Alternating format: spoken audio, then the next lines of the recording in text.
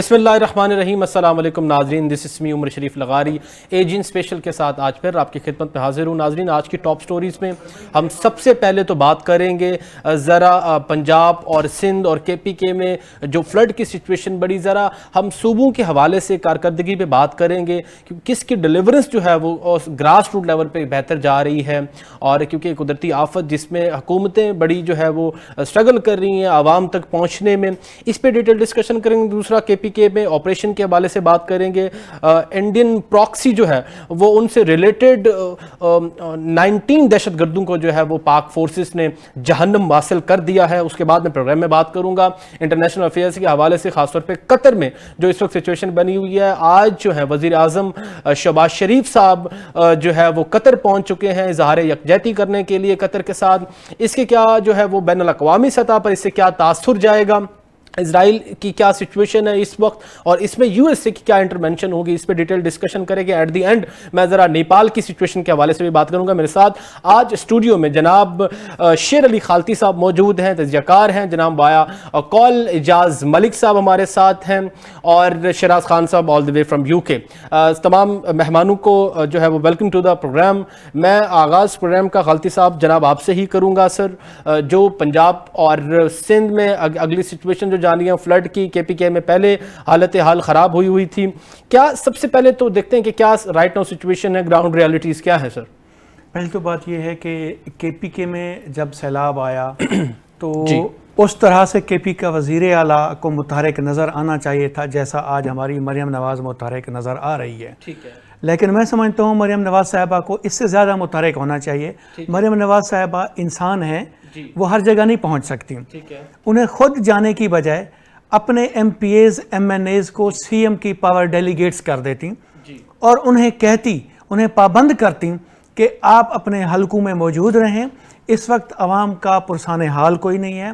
अब गुजरात सारा डूब गया, अलीपुर में जलालपुर जो पीर वाला है वो सारा डूब गया है, तकरीबन 80% वो शहर है पानी की वजह से बर्बाद हो गया है। अब इसी तरह रहीम यार खान में, राजनपुर में सैलाब होता हुआ अब सिंध की तरफ बढ़ रहा है। जो वहाँ के सिंध के वज़ीर आला हैं प्रेस कॉन्फ्रेंस हमें करते हुए नज़र आते हैं कि जनाब इस वक्त गुड्डू पुल से 6 लाख क्यूसेक गुजर रहा है, लेकिन वो जब सखर ब्रिज तक जाएगा तो वो गुड्डू और सखर के दरमियान में जो इलाके हैं वो तबाह बर्बाद करता हुआ जाएगा। तकरीबन उससे 1 लाख एकड़ जो सिंध में मुतासिर होने का खदशा है, लेकिन पंजाब का जो नुकसान है वो इससे कहीं ज़्यादा है। और ऐसा लग रहा है जैसे ये फ्लड आया ही पंजाब में है, ऐसा लग रहा है ये कुदरती आफत पंजाब के लोगों पर हुई है। मैं ब्यूरोक्रेट से, चूँकि ब्यूरोक्रेसी की बीट भी करता हूँ, वहाँ उनसे मिलता हूँ तो वो कह रहे हैं कि जनाब हमें समझ ही नहीं आ रही कि हम इस चीज़ को कैसे कंट्रोल करें।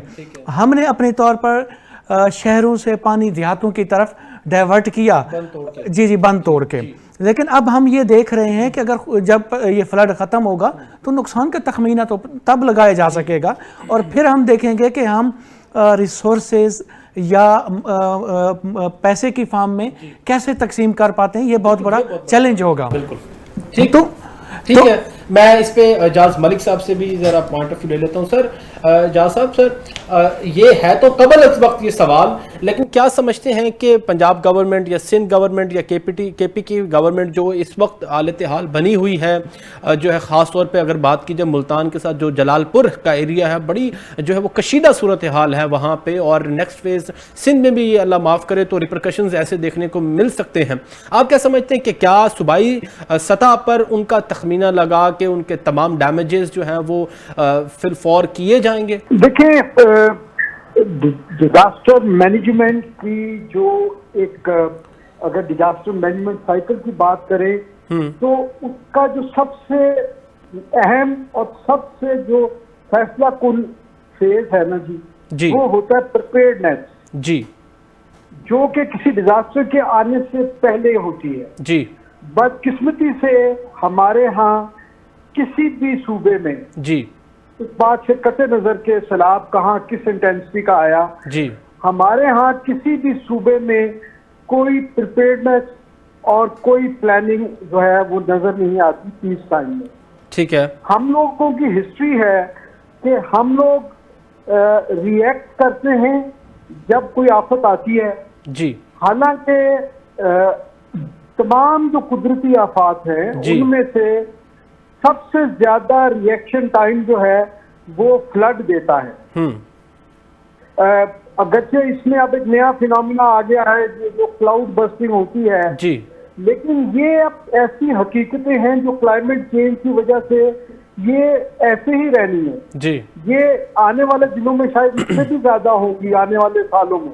जी तो इसको हम इवेंट के होने के बाद या इवेंट के दौरान हम इसको जो है कुछ नहीं कर सकते, क्योंकि पानी में तो देखें एक्सेस ही नहीं होती। जी तो अब बहुत ज्यादा आप कर लेंगे तो आप कुछ रिकवरी कर लेंगे, लेकिन उसमें पाकिस्तान जो एक ज़राई मुल्क है, अगर उसकी सारी जो कल्टीवेशन वाली जितनी जमीनें हैं अगर वो तबाह हो गई हैं जी तो उसका इम्पैक्ट तो इतना आएगा कि अगली फसल तक, जब तक वो जैसे इस दफा चावल की फसल की मिसाल के तौर पे, जी तो अगले साल तक अगर हमें अच्छी फसल नहीं आती तो ये तो कंपनसेट नहीं होगी चीजें। जी तो हमें इस पे सोचने की जरूरत है कि पीस टाइम में जब ये आफत नहीं है उस वक्त सब मिलके बैठें जी और जहां जहां हमें अपने गैप्स प्लग इन करने की जरूरत है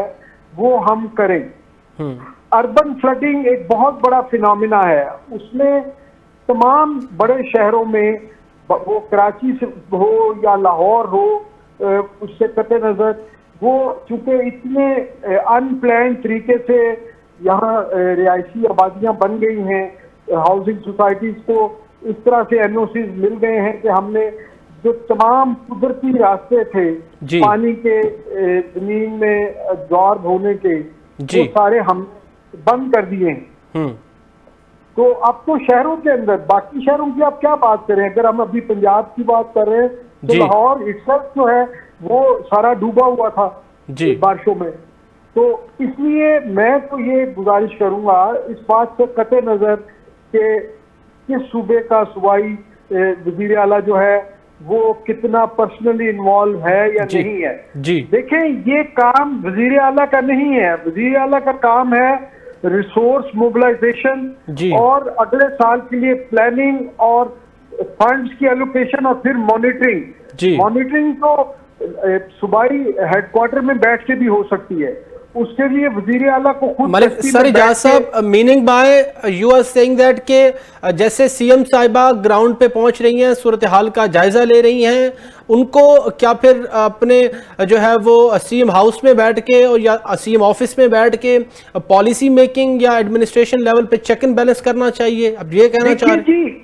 देखें ये काम है, लोग गलत ये समझ लेते हैं कि शायद ये एनडीएमए का काम है जी। या पीडीएमए, लेकिन ये सारे कैपेसिटी बिल्डिंग के अदारे हैं जी। असल काम जो है ना वो डिस्ट्रिक्ट लेवल पे होता है। उसके डिस्ट्रिक्ट लेवल पर डिप्टी कमिश्नर जो है या डीसीओ जो होता है वो उसके जिम्मेदारी में ये बात शामिल है कि उसने अपने इलाके में ये इसके लिए प्रिपरेशन करनी है, इसके लिए लोगों में आगाही करनी है, इसमें कोई ऐसी नाजायज तजावुज़ात नहीं होने देनी, जो पानी के रास्ते हैं, कुदरती रास्ते जो हैं, ठीक है, उनका जो तकद्दुस है उसको उसने बरकरार रखना है और फिर एक वॉलंटियर फोर्स तैयार करनी चाहिए। ठीक है हर सर जिले में जी।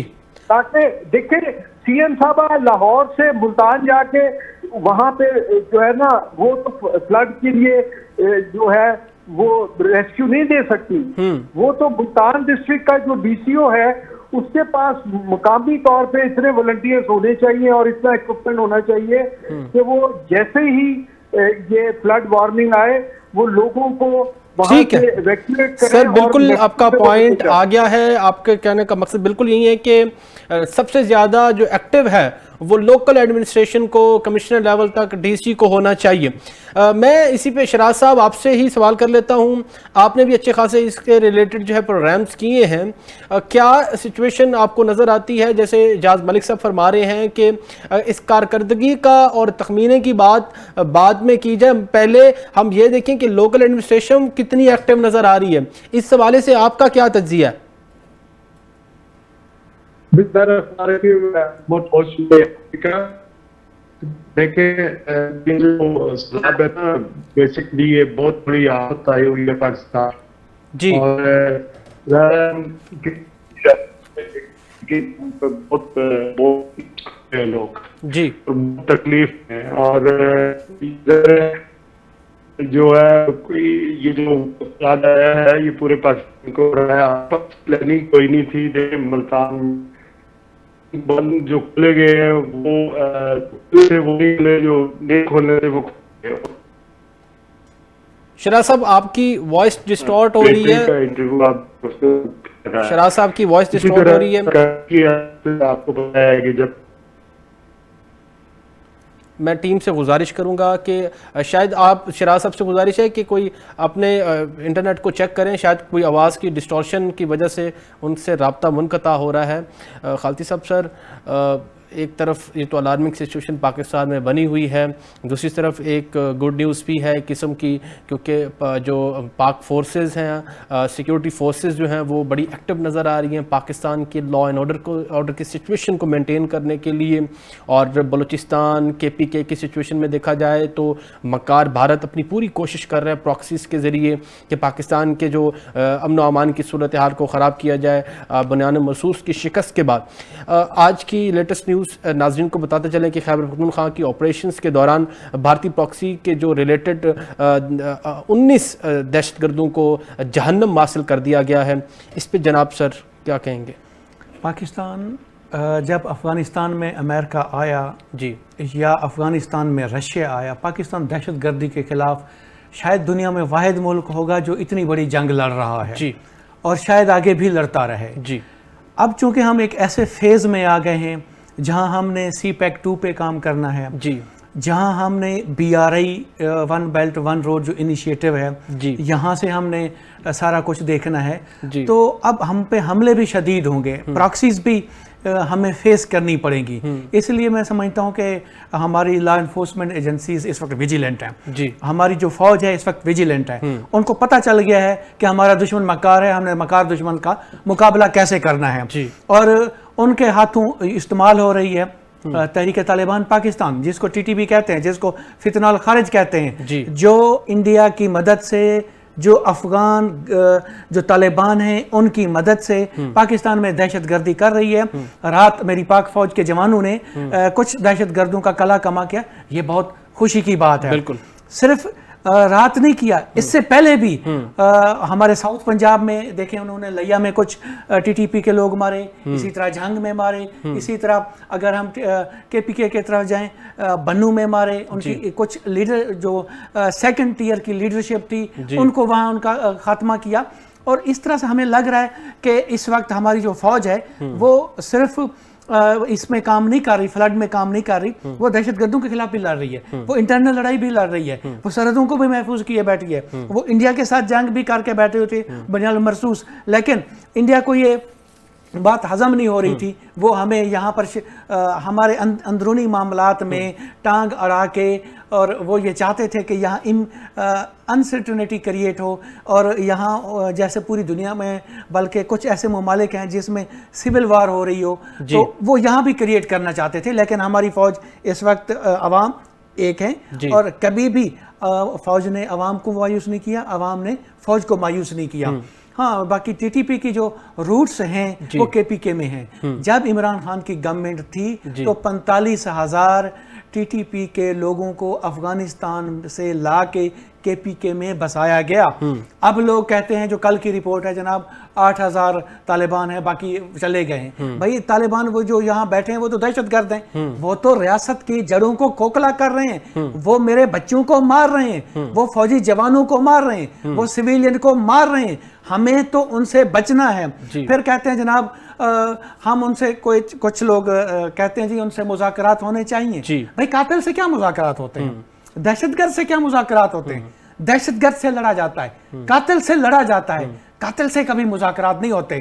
قاتل کو, دہشت گردوں کو سزائیں دی جاتی ہیں, ان کو کٹہرے میں لایا جاتا ہے. کئی بار مذاکرات ہوئے اور کوئی جو ہے مثبت رویہ پھر دوسری طرف سے نہیں ہوتا. یہ بات تو آپ کی بالکل ٹھیک ہے. وہ صرف ہمیں انگیج کرنے کی حد تک کہتے ہیں. ہم ماضی میں انگیج بھی ہوئے, ہم نے ان کے ساتھ مذاکرات بھی کیے. ایک طرف سے مذاکرات کر رہے ہوتے ہیں, دوسری طرف پیٹھ میں چھرا گھونپ رہے ہوتے ہیں, یہاں بم دھماکے کر رہے ہوتے ہیں. آپ کو یاد ہوگا 2008 9 10 میں پاکستان میں بہت زیادہ بم دھماکے ہوتے تھے, لیکن ہم اس صورتحال سے نکل آئے ہیں. ہم نے اپنی سرحدوں کو کافی حد تک مضبوط کر تو لیا ہے, سرحدوں کو کافی حد تک جو ہے وہ محفوظ کر لیا ہے. پاک فورسز کی یہ کامیابیاں ہیں. اعجاز ملک صاحب, سر کس طریقے سے سراہتے ہیں پاک فورسز کو, جس طریقے سے پراکسیز انڈیاز کی جو ہے وہ ان کو جہنم واصل کیا جا رہا ہے, پاکستان کی امن و امان کی صورتحال کو بہتر کرنے کی پوری کوشش کی جا رہی ہے. لیکن جی پاک فوج جو ہے وہ تو 1979 سے ہی ویسٹرن بارڈر میں, جب افغانستان میں رشین انویژن ہوئی, سوویت انویژن کے بعد سے پاکستان کی مسلح افواج جو ہیں وہ تو دن رات اپنی جانوں کی قربانیاں دے رہے ہیں. وہ تو وسائل کی کمی کے باوجود اور اتنی بڑی اسٹریچ جو ہے پورے بارڈر کی, اس کے اوپر وہ ہر وقت جو ہے وہ ویجیلنٹ ہیں اور ان کی تو بھرپور کوشش ہے, لیکن یہ کافی نہیں ہے. دیکھیے اس کے لیے جب تک پوری جو قوم ہے, ہم whole of the nation approach جب تک ایک ہوگی, جیسا کہ ہم نے مظاہرہ کیا 2015 میں جب اے پی ایف کا انسیڈنٹ ہوا تھا, اس کے بعد آپریشن ضرب ازد اور رد الفساد میں جس طرح ہم نے کام کیا, ہمیں اس طرح کام کرنے کی ضرورت ہے. کیونکہ دیکھیں یہ جو فتنہ ہے, خوارج ہے یا ٹی ٹی پی ہے, یہ آتے تو ٹریننگ اور سپانسرشپ تو یقیناً افغانستان کے راستے بھارت کی ہوتی ہے, لیکن الٹیمیٹلی وہ ہماری ہی آبادی میں آ کے آپریٹ کرتے ہیں.